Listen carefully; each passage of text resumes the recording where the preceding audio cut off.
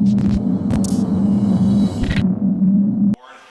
you were wearing a very cool red jacket that night, and I think you got a sense, began to get a sense of what it meant. Tell us what it has meant to you now in the couple months since, and being here in the company of these guys. Yeah, first off, I'm just blessed to be here, blessed to enjoy these festivities. And, what I've learned just from seeing everybody in this room is obviously what he meant to so many people. And obviously you hear the stories of football and this and that, but clearly, he touched so many different lives, and that's really what life is about. So, it's beautiful to see that, and I'm thankful to be this year's recipient and represent it. Well deserved. You decided to be a pediatrician. Yeah, yes, sir. When did you decide that?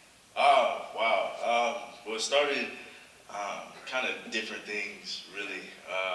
First, I knew I wanted to be a doctor just because, I had pneumonia when I was real young. And, I just ended up going to the hospital, and in my mind, it was like a superhero, like fixing me up and whatnot. But, from there, I obviously got older, and, I just love working with kids. Yeah. And, that's just the perfect match, and wanted to bring something away for us where I'm from, and just open something up there. You spent your time in children's hospitals. You did in Atlanta before that event. I know you wherever you get a chance, you were here in Dallas as well. What do you get back from seeing young patients, some of whom are going through difficult stuff or showing a tremendous amount of courage and toughness at a young age? What do you get from that? Because I know what they get from you. Yeah, in my mind, those are the people who should be idolized. Those are really the heroes in this day and age. They really show you how to fight. And, it's just, if you can go out and just touch somebody's life, like I kind of talked about in terms of Doak Walker, that's just really what it's about, being able to affect people's lives in a positive way and hopefully benefit just meeting them, in any type of way. And they have that effect on me, and hopefully I have that effect as well. Please tell us something about your work with Dr. Michael Langaker. In his stem cell research center. That's what you do twice a week. Yeah. Twice a week. Mm-hmm. You go there and spend time with this doctor. Yeah. Well, the big thing that Dr. Longacre is he's a retired plastic surgeon.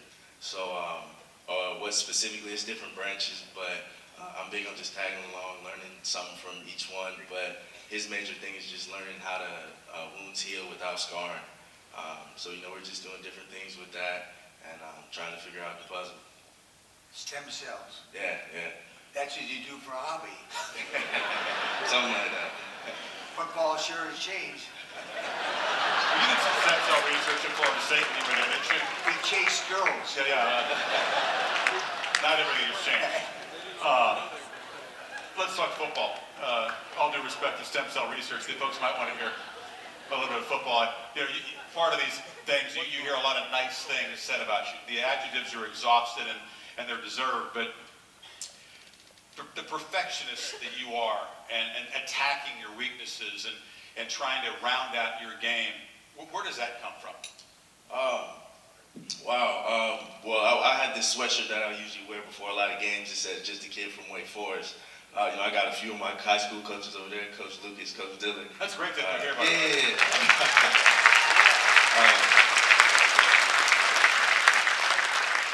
But yeah, just growing up where I'm from, I was blessed with, blessed with the older brother who, showed me the ways. I really wanted to emulate a lot of different things from him, and just being where I'm from and having so many different people pour different things into me. Being blessed to end up going to Stanford, a kid from Wake Forest at Stanford, it's unheard of. It was track first, right? This guy was known as Baby Bolt because he ran a 10.73 100 at 14, that's really fast. So did you think that maybe when you watch the Olympics, did you think at some point in your life that's what you were aiming for? I think about it. I think that I would have been there, but obviously, we'll never know. Obviously, it would have been a dream too. You think you're gonna make it? You think you were that bolt fast? Oh, we could have found out one day. You're really fast. That is a different level. That's a different level. I'm going to read a quote. Okay. He's just incredibly sophisticated in his thinking. the more he masters, the more he can do. Dr. said that about you.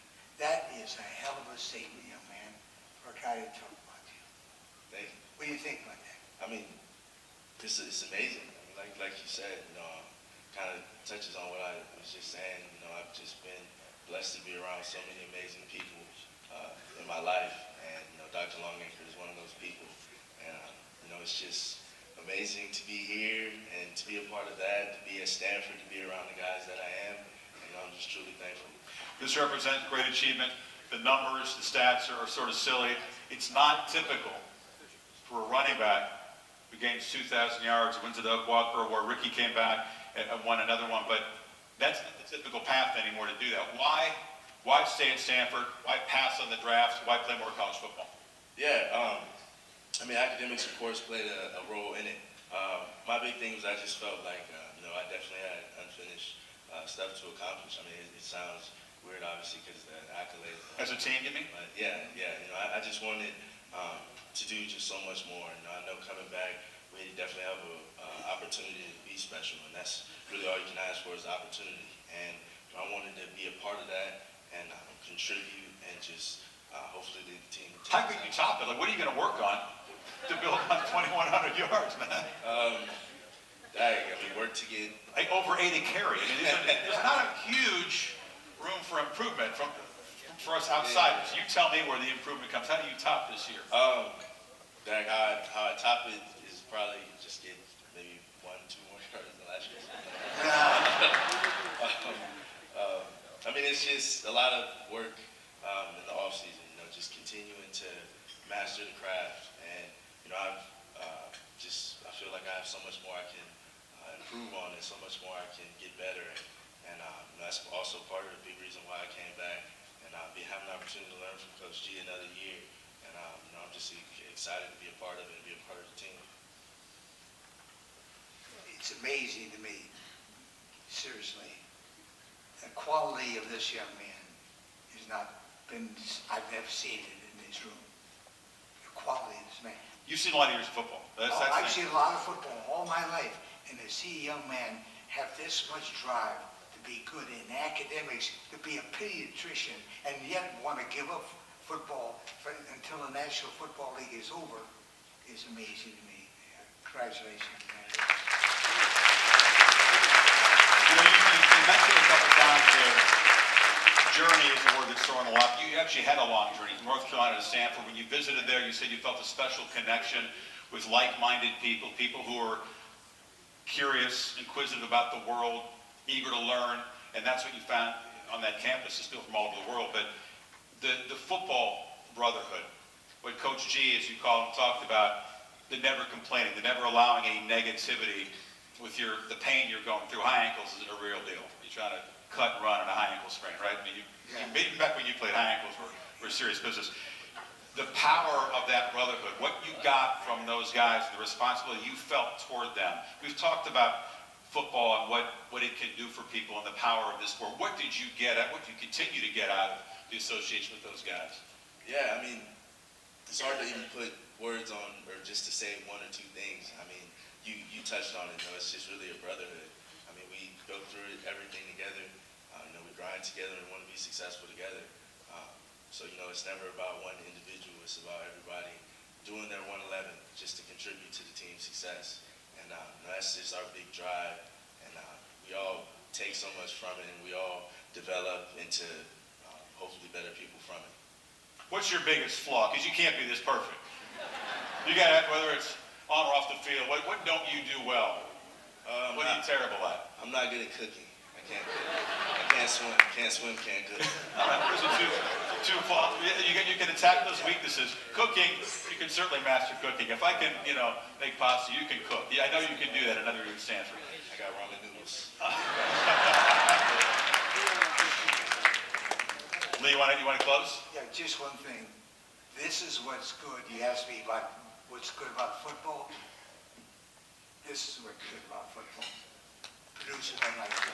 You're here. I think our brother Street is a big fan, by the way, out here.